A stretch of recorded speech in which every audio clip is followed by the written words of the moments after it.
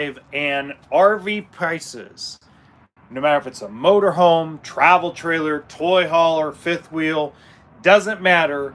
The prices on new RVs of any kind will not crash, and there is a reason behind it. Now, used RVs, that's a whole different scenario. I'm actually going to come up with some data by the next RV industry update, February 1st. That'll actually support the reason why the used RV market is about to go through another correction. But until then, as far as when it comes to a new Brinkley travel trailer, a new Riverstone fifth wheel, a new Tiffin motorhome, the prices will not crash like they did in 08, 09, and 2010. Now, I did a long video on this, and I got a lot of people that threw a lot of hate and spit a ton of venom at me, which means I need to double down and talk about this every single week until it's beaten into submission that there is no chance of RV prices crashing on the new side unless a company goes out of business. If a company goes out of business, whole different scenario, whole different thing.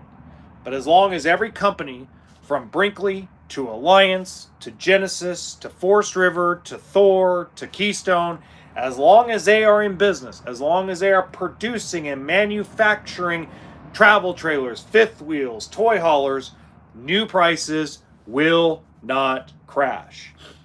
Now, that being said, for those of you that keep wishing for prices to crash, let me tell you the consequences of prices crashing.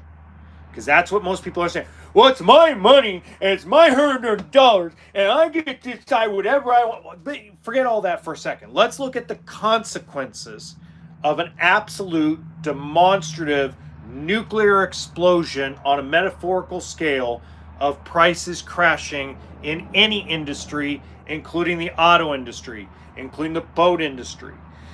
The consequence number one is that means we are at 15 to 20% unemployment rate throughout the United States of America.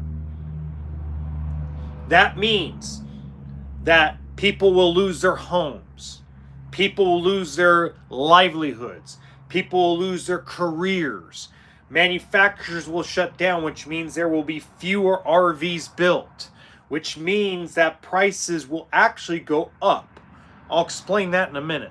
But let's say they were really truly going to crash. We'll use Brinkley and Grand Design as an example. Let's say that Brinkley and Grand Design RV go out of business tomorrow morning. Let's say they shut down the factories, they file bankruptcy, and they're done. Yes, all the inventory throughout the United States would absolutely be cut down in price by 50, 60, 70%. But that also means that there would be fewer brands. Fewer brands means less competition. Less competition means the manufacturers and the dealerships can raise their prices. So no matter how you look at it, what happened in 2008 and 2009 was an anomaly. It will never happen again unless the same exact consequences happen again. And it will only happen with things that go out of business.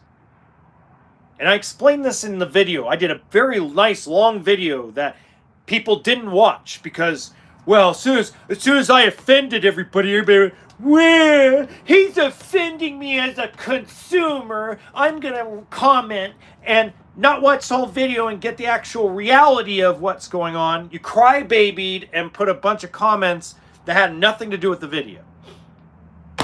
That's the truth of it. Watch the whole video. If you watch the whole video that I did, I explain verbatim, step by step, on why this thing won't happen. And it won't happen with trucks.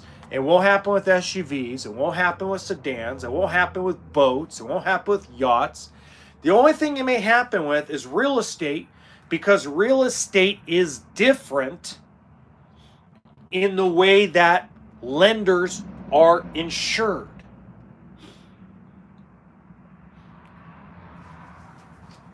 Not only that, the biggest bailout in RV history is coming, and nobody even sees it coming. Nobody sees the bailout that's going to bail out all this inventory. It's coming. In 90 days. In 90 days, all the auctions will be empty of inventory. In 90 days, a lot of the inventory that's overfilled on corporate dealership levels will be emptied out, gone. Because the government's going to bail out the system using FEMA. I've been saying that for 2 years. Nobody realizes that this plan was already in place during the Biden administration, and the Trump administration is just going to continue it, because if they don't bail out the banks in that heavy loan department, like boats, like trucks, like RVs, then the banks are going to go, we're going to stop lending and giving out money, and that's going to stall the economy. So the FEMA, the Federal Emergency Management Agency, is going to bail out the banks, bail out the auto industry, bail out the RV industry, and bail out the boat industry, and bail out the power sports industry in the next 90 days. As soon as the government sends the funding bills over and FEMA gets its money, ooh, baby. So if you're a dealer and you're going to the auctions, you better start sucking up inventory now. Don't buy the overpriced stuff, because the overpriced stuff FEMA's going to take. But if you find some good deals at the auction, start sucking them up now. Don't wait to think prices are going to drop. Prices aren't going to drop because the banks are going to get bailed out, and they know it. That's why a lot of these auctions don't have heavy sales in them. There's a lot of inventory, but the reserve price to actually get the piece of inventory is still too high compared to what the lending value of the actual unit is. Whether it's a Ram 2500, a Ford F-250, a Sandsport toy hauler, some kind of yacht boat. The banks are willing to take a certain amount of loss. And here's a good point, guys. I voluntarily repossessed a car that had a blown motor. Okay, I did it, a year and a half ago. It was a Hyundai Santa Fe. They still have not sold that Santa Fe. It's been a year and a half, and they still have not sold it at the auction. Year and a half, folks, that Hyundai Financial has had my car, and they have not sold it, so that way I have to pay the difference in the collection. Imagine that. A buddy of mine gave back his Ford F-350 10 months ago, and they still haven't sold it at the auction. He bought it 25, 30 grand over sticker, really well underwater, didn't want the truck anymore. It was causing too many issues. He's like, here you go, Ford Motor Credit. And they still haven't sold that truck because the loan is so far underwater. So guess what? Here comes the Federal Emergency Management Agency to take all those COVID loans and say, here you go, Mr. Bank. We're going to pay for that truck. We're going to pay for that travel trailer. We're going to pay for that fifth wheel. We're going to pay for that boat. And it's going to go into FEMA's fleet for hurricane relief, fire relief, things of that nature. So it's going to get use out of it, but it's going to be the biggest bailout since 08-09, and nobody's paying attention to it. Nobody's talking about it because nobody understands it, because they don't see that far ahead. If the banks didn't have that in their back pocket, then there would be all kinds of stuff sold at the auctions. Instead, there's more inventory and less sales. More people have given back their trucks and their cars that they bought during COVID because they're so far underwater on the loan. And they're like, man, I bought a truck for 130 grand and today it's worth 45,000. They're like, screw that. Especially since times are tough. Groceries are expensive. You know, you got people that bought a Rockwood fifth wheel from Forest River for full MSRP in 2021, and the book on it's like 20 grand, and they paid like 85. And it's only been like 4 years. That's because COVID won't happen again. Just like 0809 won't happen again. Those two extremes won't happen the same way again. That's the problem. Nobody wants to realize. Nobody wants to think. Nobody wants to use common sense. Everybody keeps just using the words supply and demand. Nobody has an understanding that supply and demand is only one small portion of how an economy works.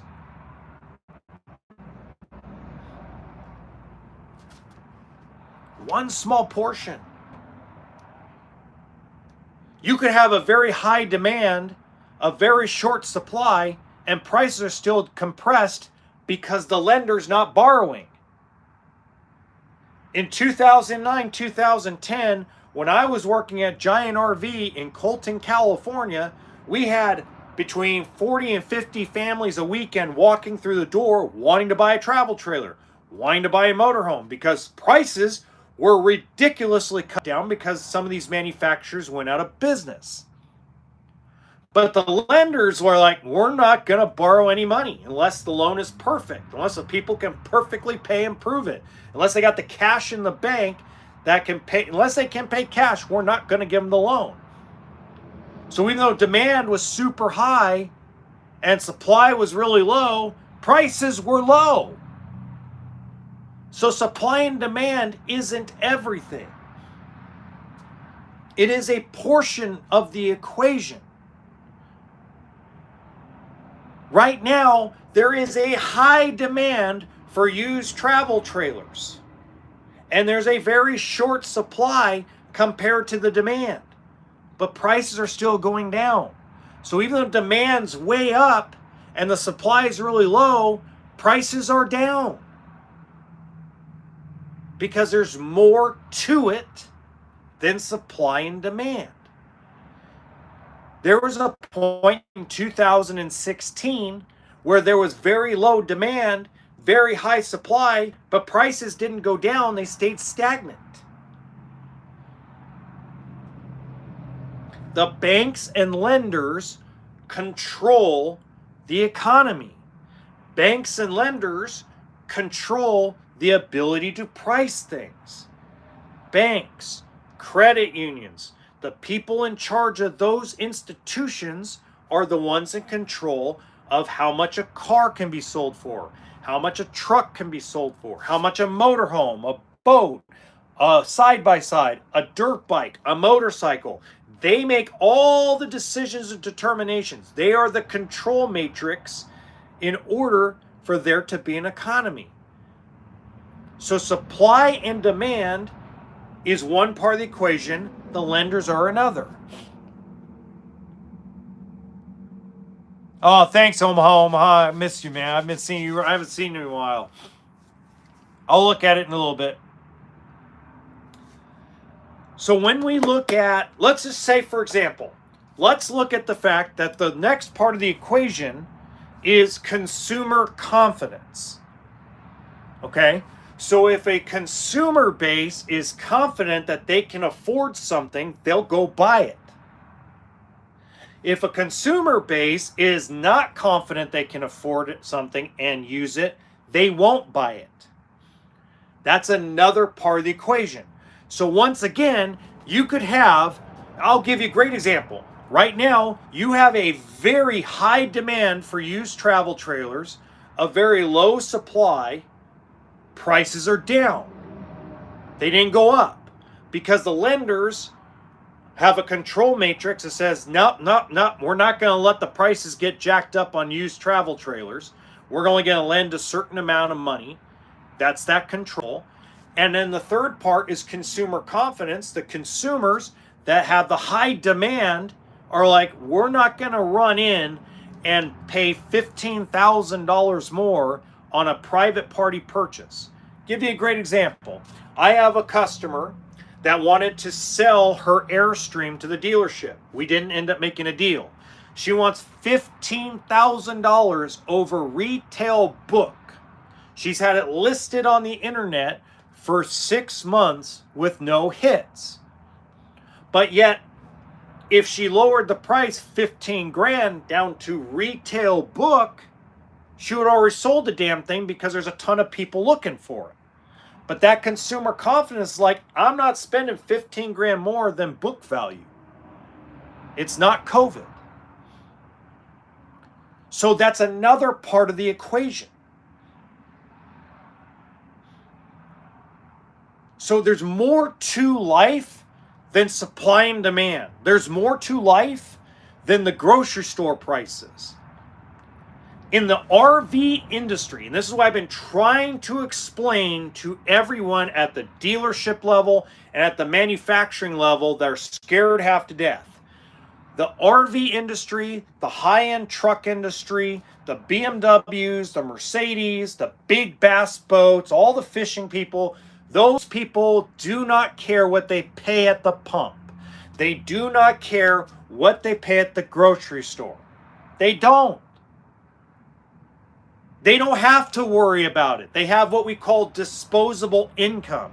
The people that are going to get hurt in business are your Honda Civics, your Kia Fortes, your Kia Souls, your Chevy Malibu, if that even exists anymore, okay?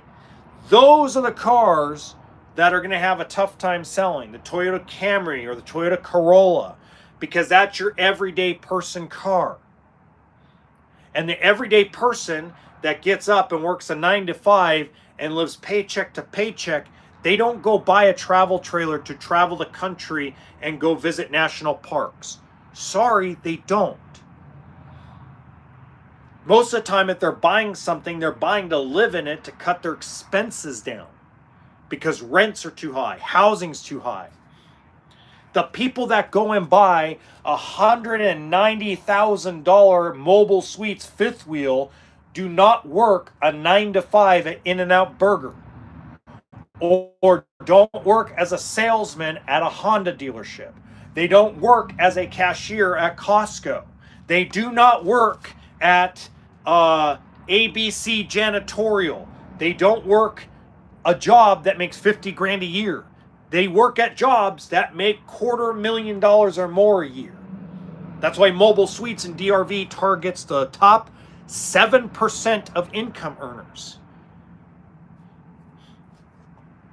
So the RV industry will not crash because it targets the 3% of Americans and the 1.6% of Canadians. Think about this for a second. I'm going to give you guys a real great education on this, okay? Great education. The average year, take out COVID. Excuse my language if there's children involved, but fuck COVID-19 for a second, okay? Get it out of your system, get it out of your mind. If you go from 2011 and you skip the 3 COVID years and you go straight to 2025, the average amount of new RVs, travel trailers, toy haulers, fifth wheels, motorhomes, fifth wheel toy haulers, truck campers, the whole shebang is 300,000 total units a year. That's what the average industry shipment is, total. There's over 336 million citizens in the United States of America. How many people are going to buy an RV? 1% a year. 1%. That's it. We're targeting 1%. My dealership that I work for is targeting 1% of Californians. Bobby Combs RV in Idaho, in Coeur d'Alene, Idaho, targeting 1%. Camping World in Vacaville, California, targeting 1%. That's it. While a car dealership will sell up to 200, 250 cars a month, an RV dealership may do that if they're lucky in 1 year.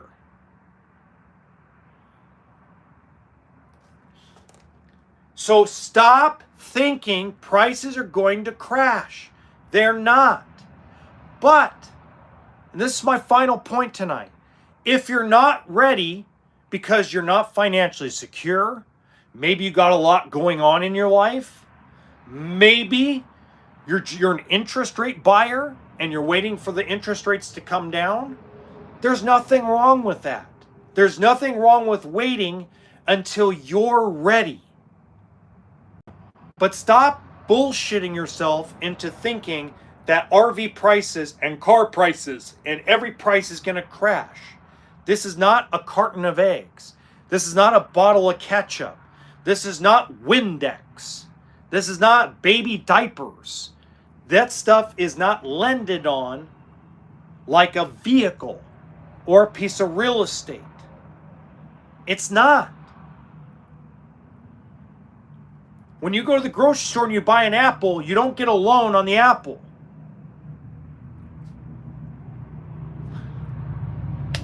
When you go buy a piece of steak, when you go buy steak at the grocery store, chicken, you don't go get a loan from the grocery store for 20 years on a chicken or 7 years on a steak.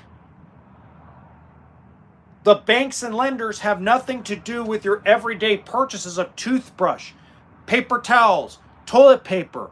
That stuff is more affected and swinging on a pendulum than the vehicle market ever will be. Until next time, remember that RV always stands for toolkit and sense of humor.